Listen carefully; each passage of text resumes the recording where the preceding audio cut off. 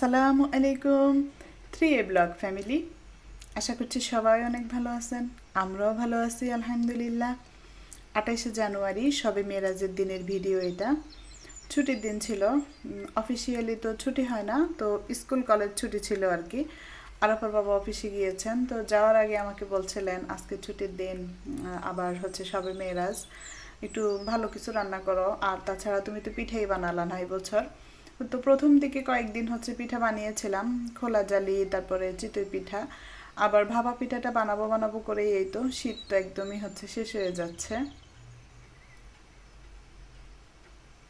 আর আরহানের অবস্থাটা একটু বলি।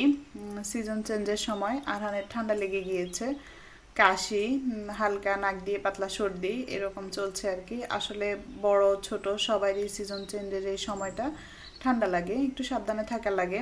তো যেটা সমস্যা আরহানকে নিয়ে, আরহান হচ্ছে ঘেমে যায়, আবার তবু হচ্ছে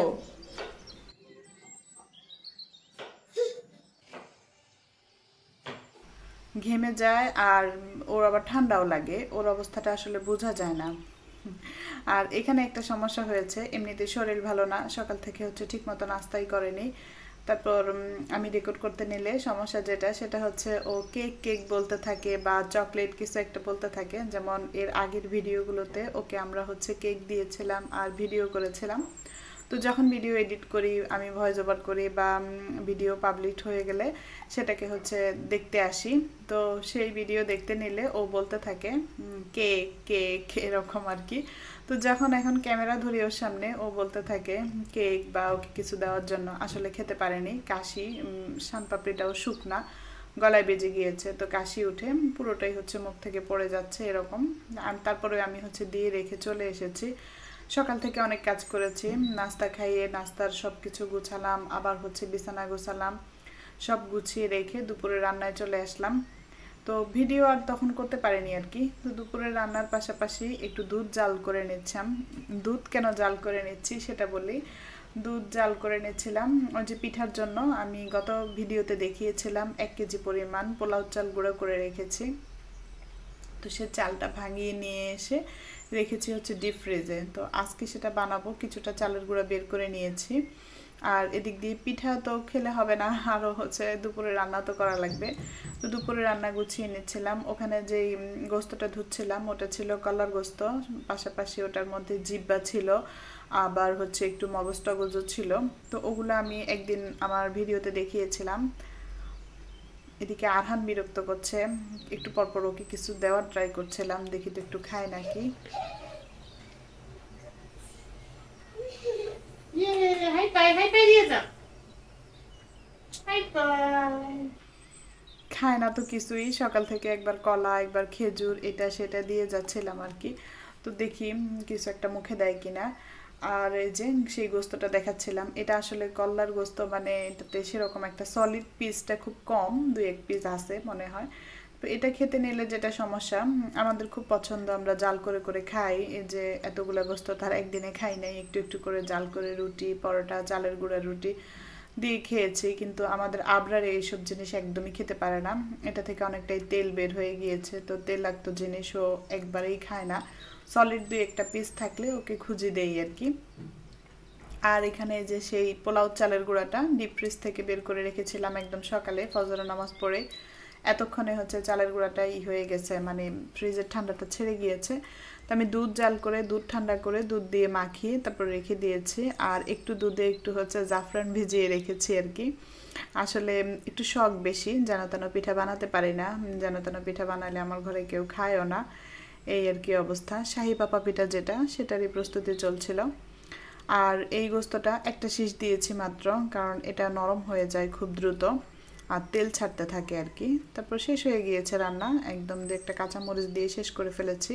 এতক্ষণে গোসল, তারপর হচ্ছে কাপড় চোপড় ধুয়ে নামাজ পড়ে এসেছি। তো আমার অপেক্ষা তো আমার ছেলে করছে না, ও বারবার সব কিছু হচ্ছে উল্টাচ্ছে পাল্টাচ্ছে, আরও গোস্তের গন্ধ ওর নাকে গিয়েছে, এই আর কি ওর অবস্থা।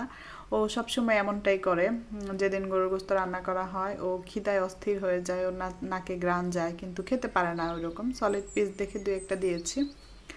আর এই তো আরহান আছে আমার সাথে, আরহানকেও গোসল করিয়ে তেল মাখিয়ে নিয়ে এসেছি।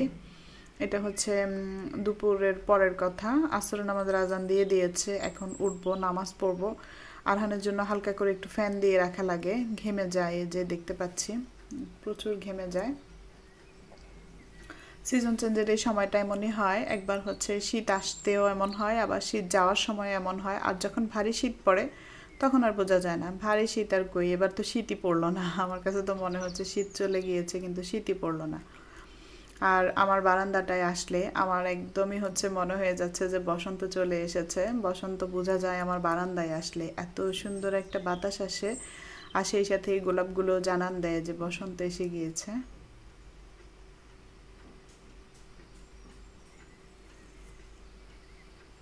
এখানে আসর নামাজ পড়ে কিছুক্ষণ হচ্ছে দোয়া দরুদ করছিলাম। আসলে এই মাসটা তো অনেক ফজিলতপূর্ণ মাস, তো আমি এখানে এসে সেরকমভাবে বলতে চাই না বা বলতে পারছিও না। আমি আহমদুল্লাহ হুজুরের ভিডিও দেখি, তো ওনার অনেক ফজিলতের কথা বলে, অনেক আমলের কথা বলে, সেগুলো মানার চেষ্টা করি আর কি, বা করার চেষ্টা করি যতটুকু সম্ভব। আর মাগরিবের নামাজের আগ দিয়ে এসে ভাবলাম পিঠাটা বসিয়ে দেই। এমনিতে হচ্ছে দিনটা একটু বড় হয়ে গিয়েছে, তো পিঠা বসিয়ে আবার হচ্ছে মাগরিবের নামাজ পড়ে নেব। আর পিঠা তো সবাই বানায়, কি বলবো, আমি একটু বেশি মনে হয় করে ফেলছি। তো এখানে একটু কাঠবাদাম নিয়েছি, কাঠবাদামের সাথে 2 টেবিল চামচ পরিমাণ ঘি নিয়েছি। এটা একটা শাহি ভাপা পিঠা বানাবো আর কি। এমনিতেই ভাপা পিঠা বানালে খায়, বাচ্চারা খায় না যে তা না, কিন্তু শাহি ভাপা পিঠা বানালে একটু ইউনিক কিছু হয় আর কি। তো গুঁড়ো দুধের সাথে ঘি আর কাঠবাদাম মাখিয়ে নিলে এটা একটা লেয়ার করব আর কি, মানে ক্ষীরের মতো একটা লেয়ার মনে হবে, যেটা কিনা আমাদের কাছে খুবই টেস্টি মনে হচ্ছে। তো আমি কাচের বাটিতে ভাবলাম যে একটু হালকা ভিজিয়ে নেই, যেন পড়ে যায় দ্রুত, এই জন্য আর কি। আর এর আগের বছরও আমি ভাপা পিঠা বানিয়েছিলাম, কিন্তু সেই ভাপা পিঠা আমি ইউটিউবে দেখিয়েছিলাম শাহি ভাপা পিঠা নামে। তো সেই ভাপা পিঠাটাতে একবারে সব বসিয়ে দিয়েছিলাম, মানে পরে কেকের মতো ছোট ছোট পিস পিস করে খেয়েছি আমরা। আর এবার ভাবছি যে না, একটু আলাদা আলাদা করে, গোল গোল দেখতে ভালো লাগবে, ধরতে সুন্দর লাগবে, খেতেও ভালো লাগবে। তো তাই এই যে এরকম করে করে লেয়ার দিচ্ছে। এখানে গুঁড়ো দুধ আর কাঠবাদাম আর ঘিয়ের যে মিশ্রণটা দিয়েছি, যার কারণে অসাধারণ লেগেছে, কি বলবো। আমার এখনও হচ্ছে মুখে পানি চলে আসছে। আর এই জাফরানের কারণে কি যে সুন্দর একটা ফ্লেভার এসেছে।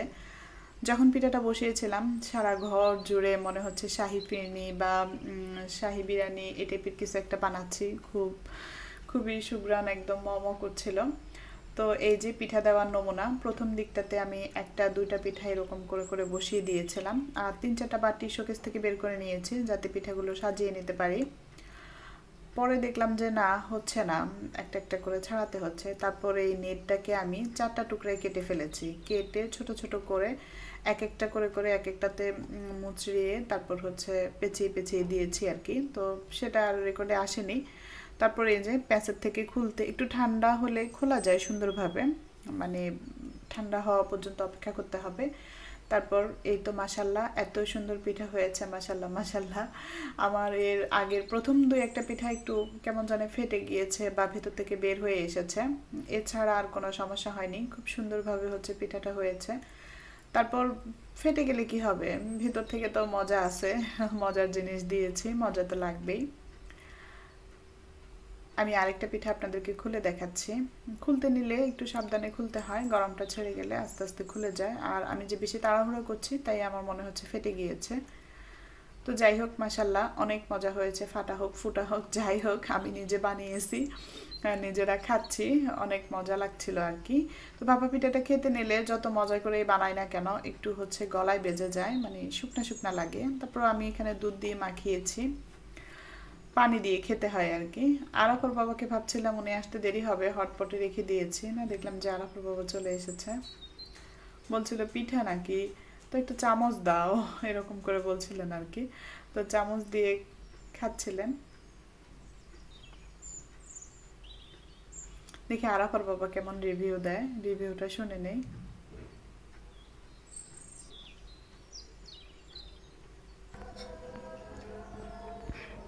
ভালো হয়েছে। মাশাল্লাহ, উনিও বলছেন ভালো হয়েছে। তো এদিকে বাজার এনেছে সেই কুমড়ার আগা ডোগা মিষ্টি কুমড়া, সেই সাথে বড়ইগুলো এত মজার ছিল, না মিষ্টি বড়ই না টক বড়ই বোঝা যাচ্ছিল না, কিন্তু মজা ছিল আর কি। তো এই ছিল আমার আজকের মতো ভিডিও, আমি এখন বিদায় নিয়ে নিচ্ছি, আমার সময় শেষ। আল্লাহ হাফেজ।